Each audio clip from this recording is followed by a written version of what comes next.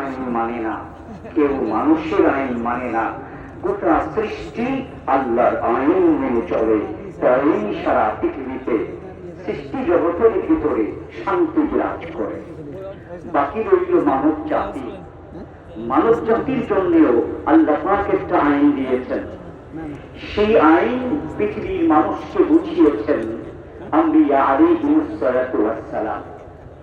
তাদের অবর্তমানে এই আইনগুলো মানুষের মধ্যে প্রচার করেন হযরতে উলামায়ে কেরাম।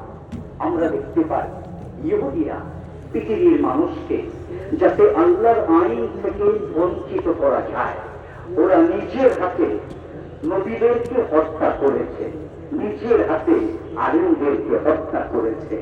বর্তমানে আমাদের এই দেশে 18 সালে আপনারা দেখেছেন ওরা তাবলীগের নামে এমন একটা কাজ করলো যে কাজ ইহুদিরা করত।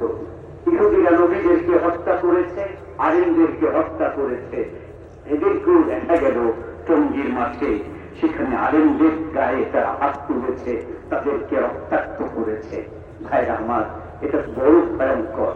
এর থেকে আমাদের বাঁচার উপায় কি এবং তার সাথে আমাদের বিরোধ কি, এটাও আমাদের বিশেষ করে বর্তমান যে উপদেষ্টা শাসিত সরকার তাদেরকে বিষয়টা বোঝা দরকার।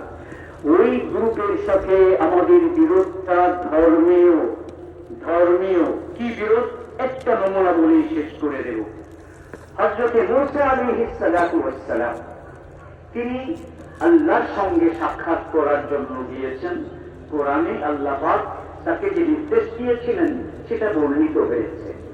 এই প্রসঙ্গে সাদ সাহেব বলেন যে তিনি উম্মতকে রেখে কেন আল্লাহর সঙ্গে সাক্ষাৎ করতে গেলেন, এটা তিনি ভুল করেছেন। তার এই ভুলের কারণে উম্মত গুমরাহ হয়েছে।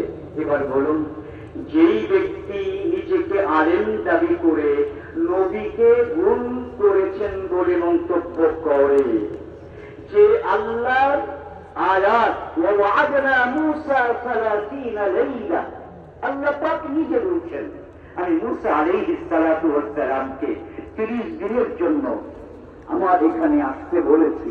আল্লাহর হুকুম পালন করার জন্য হযরত মূসা আলাইহিস সালাম যান। আর মাওলানা সাদ বলে তিনি গিয়ে ভুল করেছেন। তো যে কোরআনের আল্লাহর হুকুমের উপরে আমল করার কারণকে ভুল বলে, তো সে আজ কি করতে পারে? এমন একটা গুমরা মানুষের পক্ষে একটা বিশ্বব্যাপী তাবলীগী জামাতের কোন দায়িত্ব পালন করার যোগ্যতাই নাই।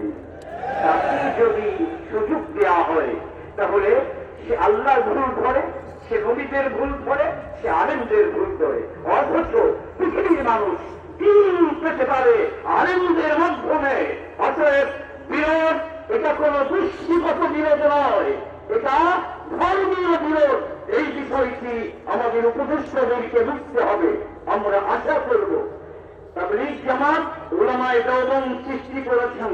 উলামায়ে দেওবন্দ যেই ফতোয়া দেবেন, যেই সিদ্ধান্ত দেবেন, সেটাই হবে বাংলাদেশ সরকারের সিদ্ধান্ত।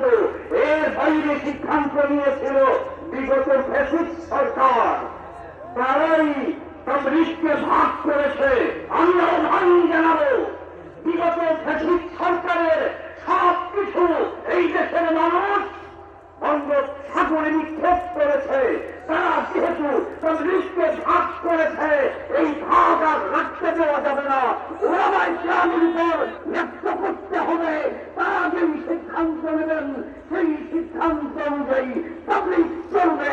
এর বাইরে বাংলাদেশের মানুষ কোন কিছু গ্রহণ করবে না।